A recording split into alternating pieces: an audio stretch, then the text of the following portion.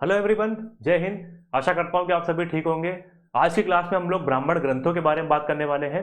यानी ब्राह्मण ग्रंथ क्या होते हैं, ब्राह्मण ग्रंथों की विषय वस्तु क्या है, क्या वेद को ही हम ब्राह्मण ग्रंथ कहते हैं या ब्राह्मण ग्रंथ जो हैं वो वेदों के परिशिष्ट के रूप में देखे जाते हैं, कितने ब्राह्मण ग्रंथ हैं और किस वेद के कितने ब्राह्मण ग्रंथ हैं, इनके बारे में हम चर्चा करेंगे। स्टार्ट करते हैं क्लास को।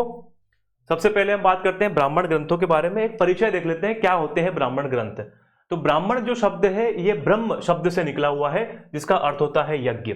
यानी यज्ञ के विषयों का प्रतिपादन करने वाले ग्रंथ जो हैं वो ब्राह्मण ग्रंथ कहलाते हैं। ब्राह्मण जो है वो ब्रह्म शब्द से निकला हुआ है और ब्रह्म का मतलब होता है यज्ञ। अब इस यज्ञ के विषय का प्रतिपादन करने वाले मतलब यज्ञों में क्या सामग्री लगेगी, यज्ञों में क्या क्रिया विधि लगेगी, यज्ञों में क्या कर्मकांड लगेंगे, इन सब के बारे में बताने वाले ग्रंथ जो हैं वो ब्राह्मण ग्रंथ कहे जाते हैं। वेदों की सरल व्याख्या हेतु ब्राह्मण ग्रंथों की रचना की गई, गद्य में की गई है। ध्यान रखिएगा, ब्राह्मण ग्रंथ जो है ये गद्यात्मक भाषा में लिखे गए हैं, गद्यात्मक प्रकार में लिखे गए हैं। क्या होता है, एक होता है पद्य और एक होता है गद्य। तो गद्य भाषा में लिखे गए हैं। गद्यात्मक मतलब जो है हम पहले बात कर चुके हैं इनके बारे में। गद्य मतलब कहानी और पद्य मतलब कविता।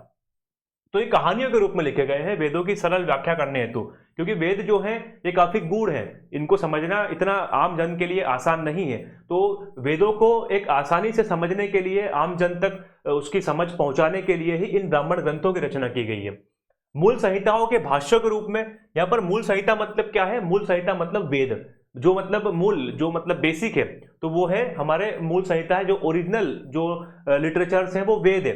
तो इन वेदों के भाष्य, भाष्य मतलब होता है टीका, टिप्पणी करना, किसी के ऊपर कमेंट करना। तो कमेंट मतलब होता है भाष्य, टीका।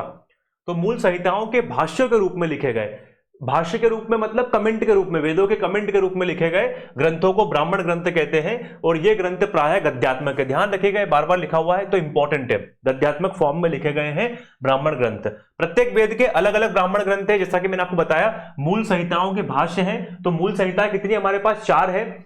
ऋग्वेद, यजुर्वेद, सामवेद, अथर्ववेद। अब इन चारों वेदों के अपने अपने अलग अलग ब्राह्मण ग्रंथ हैं, क्योंकि इन सभी वेदों के ऊपर अलग अलग टीके लिखे गए हैं। ब्राह्मण ग्रंथ विधि प्रधान ग्रंथ है। विधि यानी कि नियम, इसमें नियमों के बारे में ज्यादातर चीजें बताई गई है। नियमों के बारे में, किस प्रकार के आपको नियम करने हैं यज्ञ को संपादित करते समय, किन किन नियमों को फॉलो करना है। ब्राह्मण ग्रंथों को वेदों का परिशिष्ट माना गया है, यह माना जाता है। वेदों का परिशिष्ट मतलब वेदों के आगे का भाग, यानी वेदों का जो निचोड़ है वो उसके आगे के भाग ब्राह्मण ग्रंथ में बताए गए हैं। क्योंकि वेदों के बाद हम लोग ब्राह्मण ग्रंथ ही पढ़ रहे हैं, वेदों के बाद ब्राह्मण ग्रंथों की ही रचना की गई थी। ब्राह्मण ग्रंथों में राजा परीक्षित के बाद, राजा परीक्षित जिनको मृत्यु लेख को देवता कहा गया है, अथर्ववेद, सबसे लास्ट वेद कौन सा है, अथर्ववेद। उस अथर्ववेद में राजा परीक्षित को मृत्यु लोक के देवता कहा गया है। अब उन राजा परीक्षित के बाद जब कलयुग स्टार्ट हो रहा है, मतलब राजा परीक्षित के बाद और बिंबिसार से पहले की घटनाओं की जानकारी मिलती है। बिंबिसार के पहले की और राजा परीक्षित के बाद की। बिंबिसार मतलब मगध, जब राजवंश की स्थापना होती है, हर एक वंश की जब स्थापना होती है उसके पहले की जानकारी मिलती है। ठीक है। ब्राह्मण ग्रंथों का मूल प्रतिपादन कर्म योग है। इसमें कर्म के ऊपर ज्यादा बल दिया गया है, यानी यज्ञों के समय पर हमें किन कर्मों का पालन करना है, किन नियमों का पालन करना है, यह मुख्यतः बताया गया है इन ब्राह्मण ग्रंथों में। तो सारी चीजें इंपॉर्टेंट है, आपसे पूछ सकते हैं कर्म योग किन संहिताओं का मूल प्रतिपादन विषय है, तो वो है अपना ब्राह्मण ग्रंथों का। ब्राह्मण ग्रंथ किस शैली में लिखे गए हैं, तो ब्राह्मण ग्रंथ जो है वो गद्यात्मक शैली में लिखे गए हैं। ब्राह्मण ग्रंथ किस प्रकार के ग्रंथ है, तो ये विधि प्रधान ग्रंथ है। वेदों का परिशिष्ट किन्हें माना जाता है, तो ब्राह्मण ग्रंथों को माना जाता है। और ब्राह्मण ग्रंथों में किन की जानकारी मिलती है, तो हमारी ऐतिहासिक वंशावलियों की, राजा परीक्षित के बाद और बिंबिसार के पहले के राजाओं की या उनके राजाओं के द्वारा जो घटनाएं घटित की गई उनकी जानकारी यहां मिलती है। आगे बात करते हैं हम लोग। ब्राह्मण ग्रंथों के 2 भाग हैं, एक है विधि और एक है अर्थवाद। विधि मतलब यज्ञों का अनुष्ठान कब और कैसे किया जाए, कौन सा यज्ञ कब किया जाए और उसका किस प्रकार संपादित किया जाए। हर यज्ञ की अपनी अपनी अलग प्रोसेस होती है। तो पहले तो किस यज्ञ को कब किया जाए, जैसे राजसूय यज्ञ हो गया, वाजपेयी यज्ञ हो गया, अश्वमेध यज्ञ हो गया। तो मैं आपको केवल एग्जांपल बता रहा हूं। तो ये यज्ञ कब किए जाए, इनका अनुष्ठान कब हो, उसके साथ ही इनको कैसे किया जाए, इनके बारे में विधि, इनके बारे में नियम बताए गए हैं। अर्थवाद, यज्ञ निषिद्ध वस्तुओं की निंदा, यानी जो यज्ञों को रोकते हैं उनको उनकी उन वस्तुओं की निंदा की है, और यज्ञोपवी वस्तुओं की प्रशंसा, मतलब जो यज्ञ के लिए उपयोगी वस्तुएं हैं उनकी तारीफ की है, उनकी प्रशंसा की है, और यज्ञ निषिद्ध वस्तुएं जो यज्ञों को रोकते हैं उनकी यहाँ पर निंदा की गई है अर्थवाद में। तो ब्राह्मण ग्रंथों के दो भाग है, विधि और अर्थवाद। इसके बाद अगर देखें हम लोग, वेद एक तरफ लिखे हुए हैं वेद और एक तरफ लिखे हुए ब्राह्मण ग्रंथ, क्योंकि वेदों की ही सरल व्याख्या करने के लिए ब्राह्मण ग्रंथ लिखे गए हैं, तो हर प्रत्येक वेद का आपको एक अलग ब्राह्मण ग्रंथ देखने को मिलेगा। एक तरफ लिखे हुए हैं वेद और एक तरफ लिखे हुए हैं ब्राह्मण ग्रंथ। सबसे इंपॉर्टेंट ऋग्वेद, ऋग्वेद के हैं ऐतरेय, कौशितकी, कौशितकी को शांखायन ब्राह्मण ग्रंथ भी कहा जाता है। आगे हम बात करेंगे इनमें क्या क्या विषय वस्तु है। तो ऋग्वेद के दो हैं, ऐतरेय, कौशितकी, ध्यान रखिएगा। यजुर्वेद के मोस्ट इंपॉर्टेंट शतपथ और तैतरीय। शतपथ मोस्ट इंपॉर्टेंट ब्राह्मण ग्रंथों में से एक है। यजुर्वेद के दो हैं, शतपथ और तैतरीय। सामवेद के हैं पंचविश और षडविश, और दूसरे भी हैं वंशविश वगैरह, ये भी इसमें आएंगे। और अथर्ववेद का है गोपद, ये भी इंपॉर्टेंट गोपद, क्योंकि अथर्ववेद का मात्र एक ही ब्राह्मण ग्रंथ है, बाकी सबके एक से ज्यादा है, लेकिन अथर्ववेद का केवल एक ब्राह्मण ग्रंथ है, गोपथ। तो ऋग्वेद के ऐतरेय, कौशितकी, यजुर्वेद के शतपथ, तैतरीय, सामवेद के पंचविश, षडविश और अथर्ववेद का गोपथ। ये आपको याद करना पड़ेगा, टेबल इंपॉर्टेंट है। किस वेद के कौन से ब्राह्मण ग्रंथ हैं ये आपको थोड़े से याद करने पड़ेंगे। अब एक एक करके हम उठाते हैं कि ब्राह्मण ग्रंथों में क्या लिखा हुआ है। तो ऐतरेय ब्राह्मण सबसे पहले हमने पढ़ा है, किसका है ये, तो ऋग्वेद का ब्राह्मण ग्रंथ है। यहाँ पर लिखा हुआ है ऊपर, ऋग्वेद के ब्राह्मण ग्रंथ। ऐतरेय का संकलन करता, इसको किसने लिखा है, तो महिदास ने अपनी माता ऐतरा के नाम पर इसका संकलन किया है। महिदास नाम के एक ऋषि है, इन्होंने अपनी मां ऐतरा के नाम पर इसको लिखा है, इसीलिए इसका नाम पड़ गया ऐतरेय, क्योंकि ऐतरा के नाम पर लिखा हुआ है तो उन्हीं के नाम पर इसका नाम पड़ गया ऐतरेय ब्राह्मण। इसकी संरचना, इसमें 40 अध्याय हैं और 8 पंचक में विभाजित है। इसकी संरचना है 40 अध्याय, 8 पंचक है, मतलब 8 एक तरीके से मान लीजिए इसमें लेसन है, उसके अंदर 40 जो है वो सब लेसन, सब टॉपिक हो गए। तो 8 पंचक है और 40 जो है इसमें अध्याय है। विवरण इसमें, अब देखिए यहाँ पर इंपॉर्टेंट जो रहेगा विवरण हमारे लिए, क्या क्या इसमें विवरण मिलता है ऐतरेय ब्राह्मण में। तो राज्य एवं राजा की उत्पत्ति का सिद्धांत मिलता है इसमें ऐतरेय ब्राह्मण में। हम कभी आगे चर्चा करेंगे राज्य एवं राजा की उत्पत्ति का सिद्धांत। उत्तर के राजा को क्या कहेंगे, दक्षिण के राजा को क्या कहेंगे, पूर्व के राजा को क्या कहेंगे, पश्चिम के राजा को क्या कहेंगे, और मध्य के राजा को क्या कहेंगे। जैसे मध्य का जो राजा है वो राजा कहलाएगा, दक्षिण का राजा भोज कहलाएगा, उत्तर का राजा विराट कहलाएगा, पश्चिम का राजा जो है वो सौराट कहलाएगा, और जो पूर्व का राजा है वो सम्राट कहलाएगा। इस प्रकार से अलग अलग राजाओं के अलग अलग टाइटल्स हैं, उनकी उत्पत्ति किस प्रकार हो रही है ये बता रहा है ब्राह्मण ग्रंथ। राज्य अभिषेक के नियम, जब भी राज्य अभिषेक होगा उसके क्या क्या नियम है। एक राजा का जो उत्तराधिकारी है जब उसके थ्रोन, उसके सिंहासन को ग्रहण करता है तब उसके समय उसके संबंध में क्या क्या नियम होंगे उनके बारे में बताया गया है। राजसूय और सोम यज्ञ का विवरण इसमें बताया गया है। राजसूय यज्ञ राज्याभिषेक के टाइम पर ही होता है, सोम यज्ञ इनका विवरण यहाँ पर किया गया है। शुनशेप की कथा इसमें वर्णित है। जर जोरू और जमीन विवाद के मुख्य कारण है। हम सुनते हैं जर जोरू और जमीन जो है ये 3 विवाद के मुख्य कारण होते हैं, तो ये सबसे पहली बार जो है ये ऐतरेय ब्राह्मण में ही बताया गया था। इसके अलावा सर्वप्रथम समुद्र का उल्लेख जो है ये ऐतरेय ब्राह्मण में ही बताया गया है। इंद्र का प्रसिद्ध कथन चरैवेति चरैवेति, ये भी इसी में है ऐतरेय ब्राह्मण में। हम ज्यादा डिटेल में नहीं जा सकते क्योंकि अगर डिटेल में जाएंगे तो बहुत लंबी क्लास हो जाएगी। अब शुनशेप की कथा में क्या है, इंद्र का प्रसिद्ध कथन चरैवेति चरैवेति, ये क्या, क्यों, इसमें क्यों क्या कहा गया है, इसके ऊपर हम ज्यादा डिटेल में चर्चा नहीं करेंगे। चतुर्युग की व्याख्या, कलयुग, द्वापर युग, त्रेता युग, सतयुग, ये 4 युग होते हैं। इन 4 युगों की सबसे पहली बार व्याख्या जो है वो ऐतरेय ब्राह्मण में कही गई है। अतिथि सत्कार सबसे बड़ा यज्ञ बताया गया है, ये भी एक इंपॉर्टेंट, यानी जो नर यज्ञ है, नर यज्ञ यानी अतिथि यज्ञ, सबसे बड़ा यज्ञ बताया गया है इस ऐतरेय ब्राह्मण में। सारी चीजें इंपॉर्टेंट है। राज्य राजा की उत्पत्ति ये तो मोस्ट इंपॉर्टेंट है। राजसूय सोम यज्ञ का इंपॉर्टेंट है, ये भी इंपॉर्टेंट है। और कलयुग वगैरह ये इंपॉर्टेंट है, और अतिथि सत्कार ये भी इंपॉर्टेंट है। ये सारी चीजें आपको याद करनी पड़ेगी, इसमें कोई लॉजिक नहीं है, कोई मतलब इसमें कोई ट्रिक भी नहीं है। अपने हिसाब से आप ट्रिक अगर बना सकते हैं तो बना लीजिएगा। अगला है ऋग्वेद का एक और ब्राह्मण ग्रंथ है 2nd नंबर का, इसका नाम है कौशितकी ब्राह्मण। इसका अन्य नाम है शांखायन ब्राह्मण। इसमें कुल अध्याय है 30 और इसमें विभिन्न प्रकार के यज्ञों का वर्णन किया गया है। राजसूय यज्ञ, अगेन फिर से वाजपेयी यज्ञ और अरिष्टनोमी यज्ञ, इन सभी यज्ञों के बारे में इस कौशितकी ब्राह्मण में मुख्यतः वर्णन है। इतना इंपॉर्टेंट नहीं है ये विवरण इसके, लेकिन इसके इंपॉर्टेंट विवरण है ऐतरेय ब्राह्मण में। अभी आगे शतपथ ब्राह्मण वगैरह आएंगे, वो तो मोस्ट इंपॉर्टेंट है। तो ऋग्वेद के कितने हो गए? 2 हो गए, ऐतरेय और दूसरा कौशितकी, या इसको शांखायन ब्राह्मण भी कहते हैं। ठीक है, ये आप लोग एक बार ओवररीड कर लीजिएगा।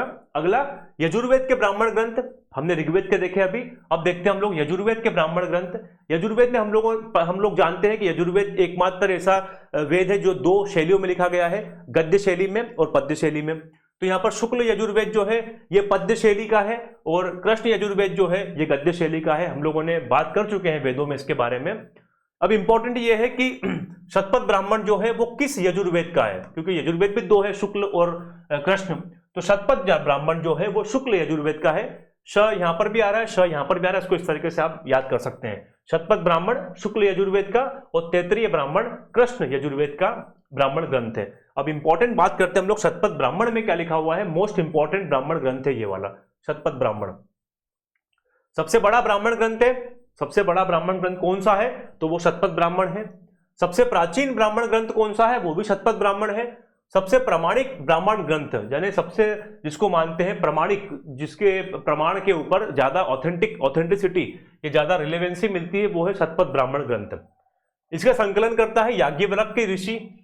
याज्ञवल्क्य के ऋषि जो है इसके संकलन करता है। माना जाता है कि ये जो है वो जो जनक, राजा जनक है, इनके शिष्य है याज्ञवल्क्य ऋषि। इनका गार्गी के साथ संवाद होता है, वो काफी फेमस संवाद है। शतपथ ब्राह्मण के कुछ कांडों की रचना शांडिल्य ऋषि के द्वारा भी की गई है। ध्यान रखिएगा, संकलन करता इसके मुख्यतः याज्ञवल्क्य ऋषि हैं, लेकिन शांडिल्य ऋषि ने भी कुछ इनके कांडों की रचना की है, कुछ इन्होंने इसमें चीजें ऐड की है। अब इसमें क्या क्या लिखा हुआ है? सामाजिक विषयों और यज्ञ का विवरण इसमें भी मिलता है। देखिए, यज्ञों का विषय सभी में मिलेगा, यज्ञ, क्योंकि हम यज्ञों के नियम ही पढ़ रहे हैं। ब्राह्मण ग्रंथों में हमने पढ़ा है ब्रह्म का मतलब होता है यज्ञ, और यज्ञों के विषय संपादित करने वाले ग्रंथ ब्राह्मण ग्रंथ कहलाते हैं। तो यज्ञ के बारे में सभी जो ब्राह्मण ग्रंथों में जानकारी मिलेगी। इसके अन्य नाम शतपथ ब्राह्मण के मोस्ट इंपॉर्टेंट दूसरे नाम से भी जानते हैं इसको ऐतिहासिक वेद कहते हैं, लघु वेद भी कहा जाता है, इसको ब्राह्मण साहित्य का मुकुटमणि भी कहा जाता है। इंपॉर्टेंट है सारे के सारे इनके अन्य नाम। इसको लघु वेद भी कहते हैं, इसको ऐतिहासिक वेद भी कहते हैं। देखिए वेद कितने हैं? 4 है, लेकिन यहाँ पर ऐतिहासिक वेद, अभी 5वां वेद भी आएगा, अभी आगे बात करेंगे हम। तो इसको ऐतिहासिक वेद कह रहे हैं शतपथ ब्राह्मण को, साथ में इसको लघु वेद भी कहा जा रहा है, मतलब छोटा वेद, और ब्राह्मण साहित्य का मुकुटमणि, ये ब्राह्मण ग्रंथों का मुकुटमणि इसको कहते हैं शतपथ ब्राह्मण को। इसमें माध्यान्दी शाखा जो है उसमें 100 अध्याय है और 14 कांडों में विभक्त है। कांडव शाखा जो है इसमें 104 अध्याय हैं और 17 कांडों में विभक्त है। इसका अंतिम भाग बृहदारण्यक उपनिषद है। इसका जो अंतिम भाग आएगा शतपथ ब्राह्मण का, ये बृहदारण्यक उपनिषद है। इंपॉर्टेंट है, मोस्ट इंपॉर्टेंट चीजें हैं सारी की सारी। आपको थोड़ी सी इस पे मेहनत करनी पड़ेगी, ये भी याद करना पड़ेगा और थोड़ा सा ये भी याद करना पड़ेगा। ये नोट है हालांकि, और नोट तो आपको सभी चीजें याद करनी पड़ती है। ठीक है, शतपथ ब्राह्मण, इसमें विवरण क्या क्या मिलता है शतपथ ब्राह्मण में? तो पुरुष मेषक यज्ञ के बारे में जानकारी मिलती है। उपनयन संस्कार के बारे में देखिए, यहाँ पर उपनयन संस्कार के बारे में जानकारी कहाँ मिल रही है? तो वो मिल रही है शतपथ ब्राह्मण में। विदेह माधव कथा या विदेह माधव कथा, इसकी भी जानकारी हमें यहाँ पर मिल रही है, ये भी इंपॉर्टेंट है सभी चीजें। 12 रत्निन की जानकारी मिल रही है। देखिए ऋग्वेदिक काल में क्या होता था, 12 अधिकारी होते थे, उन अधिकारियों को रत्निन कहा जाता था। जैसे पुरोहित हो गए या रानी हो गई, युवराज हो गए, सेनापति हो गए, इस प्रकार से 12 रत्निन होते थे, 12 अधिकारी होते थे। जल प्लावन की घटना या जल प्लावन की कथा की पूरी पृथ्वी के ऊपर जल आ गया था, वो सब घटनाएं यहाँ पर है। मत्स्य अवतार द्वारा मनु की रक्षा, जो भगवान विष्णु का पहला अवतार है मत्स्य अवतार, उसके बारे में उन्होंने मनु की रक्षा की थी, जो ब्रह्मा जी के मानस पुत्र, उनकी रक्षा के बारे में। पुनर्जन्म का सिद्धांत, ये मोस्ट इंपॉर्टेंट, पुनर्जन्म का सिद्धांत भी इसी में मिलता है हमें सबसे पहली बार शतपथ ब्राह्मण में। कृषि संबंधी प्रक्रिया, ठीक है। राम कथा, पुरुरवा उर्वशी संवाद, ये भी इंपॉर्टेंट है। दुष्यंत भरत की कथा भी यहां पर मिलती है। स्त्री को अर्धांगिनी बताया गया है। मतलब देखिए, हम देख रहे हैं यहां पर ब्राह्मण ऋग्वेदों के बाद जब ब्राह्मणों की रचना होती है तो ये उत्तर वैदिक काल स्टार्ट हो गया। मतलब अब उत्तर वैदिक काल में स्त्रियों की दशा जो है वो निरंतर घटती चली गई, उनकी स्थिति में निरंतर गिरावट होती चली गई, निरंतर उनकी स्थिति दयनीय होती चली गई। लेकिन शतपथ ब्राह्मण जो है ये फिर भी स्त्री को अर्धांगिनी बता रहा है। अर्धांगिनी मतलब एक पुरुष का आधा शरीर है, ये बता रहा है शतपथ ब्राह्मण। ये एक इंपॉर्टेंट फैक्ट है, क्योंकि शतपथ ब्राह्मण जो है ये महिलाओं की तारीफ कर रहा है एक तरीके से। बाकी ग्रंथ जो है ये बुराई करेंगे, लेकिन शतपथ ब्राह्मण तारीफ कर रहा है। गांधार और शाल्व जनपद के विषय में जानकारी मिलती है। यज्ञ को प्रजापति और प्रजापति को ब्रह्म कहा गया है। अस्पृश्य शब्द का उल्लेख, यानी इनटचेबिलिटी, अस्पृश्य शब्द का उल्लेख सबसे पहली बार शतपथ ब्राह्मण में मिलता है। और वाणी ही सम्राट है, ये भी वर्ड जो है कोटा इसी में मिलता है कि वाणी ही सम्राट है, वाणी के द्वारा आप पूरे विश्व को जीत सकते हैं। तो ये विवरण इसमें मुख्यतः लिखे हुए हैं, ये आपको याद करने पड़ेंगे, इसमें कोई ट्रिक नहीं है याद करने की। इसका केवल एक ही तरीका है, वही अपने जहां भी स्टडी करते हैं आप वहां पर इनको लिख करके चिपका दीजिए, डेली उन पर नजर पड़ेगी तो चीजें याद हो जाएंगे। ठीक है, इसमें ऐतरेय ब्राह्मण के कुछ विवरण जो हम लोगों ने पढ़े वो इंपॉर्टेंट है। ऐतरेय ब्राह्मण के विवरण ये इंपॉर्टेंट है। कौशितकी ब्राह्मण में कोई विवरण नहीं है, बस ये याद करना इसका अन्य नाम, कुल अध्याय कितने हैं। शतपथ ब्राह्मण के ऊपर आपको मेहनत करनी पड़ेगी, मैं अगेन रिपीट कर रहा हूं क्योंकि सबसे इंपॉर्टेंट ब्राह्मण ग्रंथ यही है, सबसे बड़ा, सबसे प्राचीन, प्रमाणिक। इसके अन्य नाम ऐतिहासिक वेद, लघु वेद, ब्राह्मण साहित्य का मुकुटमणि। इसकी शाखाएं दो है, माध्यान्दिन शाखा है और कर्म शाखा है, कितने कितने अध्याय में बटी हुई है। और इसका अंतिम भाग जो है वो बृहद आरण्यक उपनिषद है। रचना किसने की है और विवरण इसमें क्या क्या मिलता है ये आपको मैंने बता दिया। अगला आता है तैतरीय ब्राह्मण। देखिए तैतरीय ब्राह्मण जो है वो किसका है? तैतरीय ब्राह्मण जो है ये यजुर्वेद का है। यजुर्वेद के ब्राह्मण ग्रंथ कृष्ण यजुर्वेद का है तैतरीय ब्राह्मण। ठीक है, शुक्ल यजुर्वेद का ब्राह्मण ग्रंथ हम लोगों ने पढ़ लिया शतपथ ब्राह्मण। अब कृष्ण का हम लोग पढ़ रहे हैं तैतरीय ब्राह्मण। तो ध्यान रखिएगा ये कृष्ण यजुर्वेद का है, कृष्ण यजुर्वेद का ब्राह्मण ग्रंथ है। अब इसमें क्या है, इसके प्रवर्तक जो हैं वो तित्तिर ऋषि माने जाते हैं। प्रवर्तक मतलब संकलन करता, इसके संकलन करता तित्तिर ऋषि है, इसलिए इसका नाम तैतरीय उपनिषद पड़ गया, सॉरी ब्राह्मण ग्रंथ पड़ गया।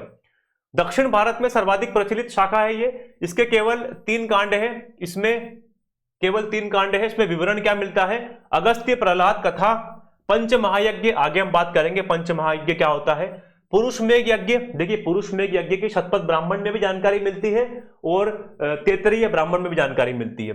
3 ऋणों का उल्लेख, 3 ऋण होते हैं, देव ऋण, पितृ ऋण और देव ऋण, पितृ ऋण और ब्रह्म ऋण। इस प्रकार के ये जो 3 ऋण हैं, इन तीनों ऋणों के बारे में जानकारी मिलेगी। सीता सावित्री प्रेमाख्यान उल्लेख, सीता को श्री कहा गया है। यज्ञोपवीत का महत्व बताया गया, यज्ञोपवीत मतलब जनेऊ, यज्ञोपवीत का महत्व बताया गया है इस तैतरीय ब्राह्मण में। तो विवरण इसका ज्यादा इतना इंपॉर्टेंट नहीं है फिर भी, लेकिन हाँ पंच महायज्ञों की जानकारी कहाँ मिल रही है। स्त्री को श्री किस ग्रंथ में या किस संहिता में कहा गया है। अगस्त प्रहलाद कथा जो है वो किस संहिता में है या किस वैदिक साहित्य में है, तो वो है तैतरीय ब्राह्मण ग्रंथ में। तित्तिर ऋषि ने किस संहिता की रचना की है या वैदिक साहित्य की रचना की है, तो वो तैतरीय ब्राह्मण की रचना की है। ठीक है, ये इंपॉर्टेंट है, थोड़ा ध्यान रखिएगा, आपको ये याद करने पड़ेंगे, इनमें कोई लॉजिक नहीं है किस प्रकार से हम याद करें। सामवेद के ब्राह्मण ग्रंथ अभी हमने देखे, ऋग्वेद के ऐतरेय, कौशितकी या शांखायन। हम लोगों ने यजुर्वेद की बात की, शतपथ और तैतरीय। अब बात करते हैं हम लोग सामवेद के ब्राह्मण ग्रंथ। सामवेद के ब्राह्मण ग्रंथ जो है ये पंचविश, इसके रचनाकार है तांडीय आचार्य, ये 25 अध्यायों में है। इसके अन्य नाम है, इसको महाब्राह्मण या प्रौढ़ ब्राह्मण ग्रंथ भी कहते हैं। बूढ़ा ब्राह्मण या प्रौढ़, प्रौढ़ मतलब होता है बूढ़ा, तो बूढ़ा ब्राह्मण या महाब्राह्मण कहा जाता है पंचविश को। ये इंपॉर्टेंट फैक्ट है, थोड़ा ध्यान रखिएगा। एक रचनाकार भी इंपॉर्टेंट है। संरचना अगर आपको नहीं भी याद हो रही है तो इतना पैनिक होने की जरूरत नहीं है, इतना घबराने की आवश्यकता नहीं है, बस जो इंपॉर्टेंट फैक्ट है वो याद कर लिए। वंश ब्राह्मण, इसमें ऋषियों की वंशावलियां दी गई है, तो आसानी से हम कर सकते हैं कि ऋषियों की वंशावली किसमें दी गई है, आपको ऑप्शन में भी समझ में आ जाएगा, वंश ब्राह्मण जो वंश के बारे में बता रहा है। फिर भी ठीक है, याद करना पड़ेगा। षड्विश ब्राह्मण, इसको अद्भुत ब्राह्मण भी कहा जाता है। कुल 27 अध्याय है, इसमें जादू टोना, भूकंप, अकाल आदि का निदान के बारे में बताया गया है या इनके बारे में वर्णन मिलता है, मतलब ये लौकिक विषयों के बारे में भी बताता है षड्विश ब्राह्मण। पंचविश को बोलते हैं महाब्राह्मण, प्रौढ़ ब्राह्मण। षड्विश को बोलते हैं अद्भुत ब्राह्मण।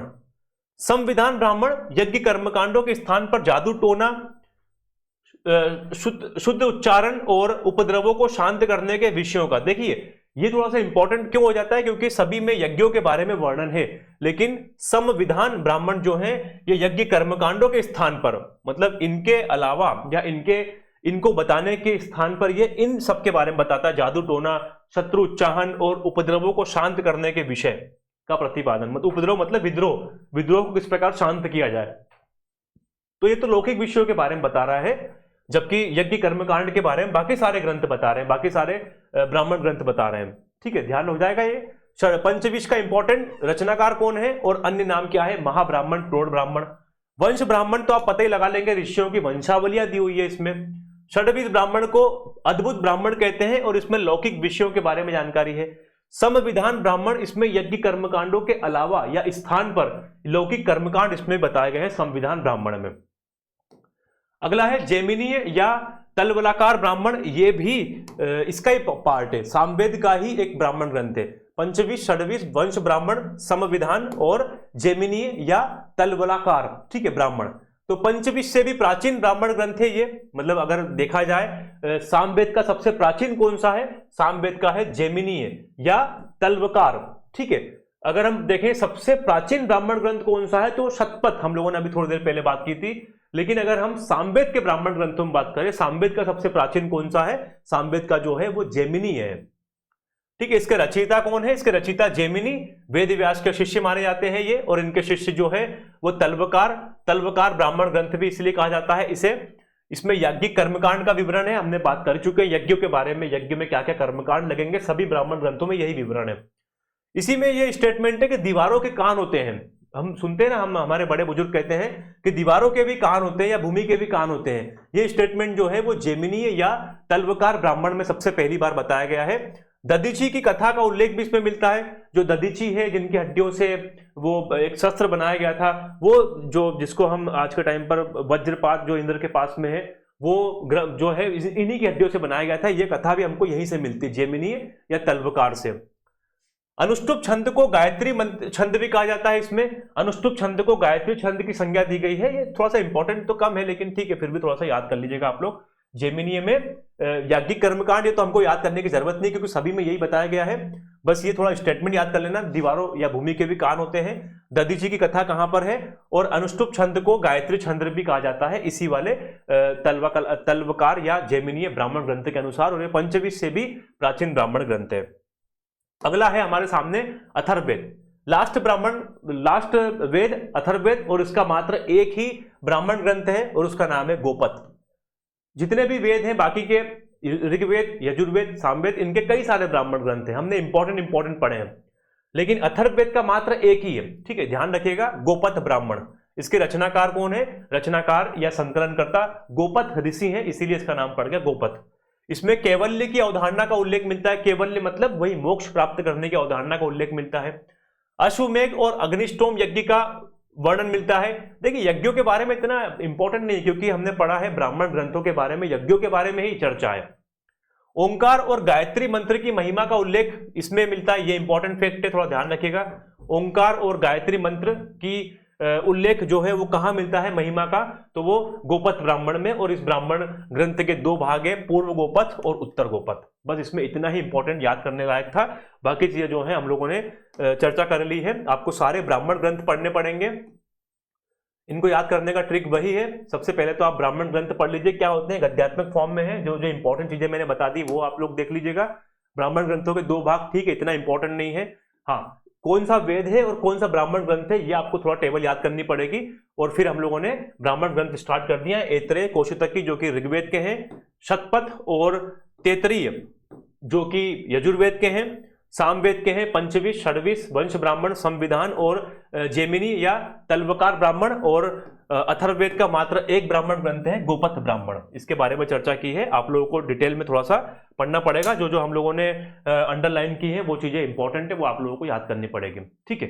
तो आज की क्लास में हम लोगों ने ब्राह्मण ग्रंथ के बारे में बात की है, परिचय देखा उन लोगों का ब्राह्मण ग्रंथों का, और साथ में किस वेद के कितने ब्राह्मण ग्रंथ हैं, इंपॉर्टेंट ब्राह्मण ग्रंथों के बारे में चर्चा की है। चलिए इस क्लास को हम लोग यहीं पर विराम देते हैं, मिलेंगे फिर अगली क्लास में। Thank you for watching it. जय हिंद, जय भारत।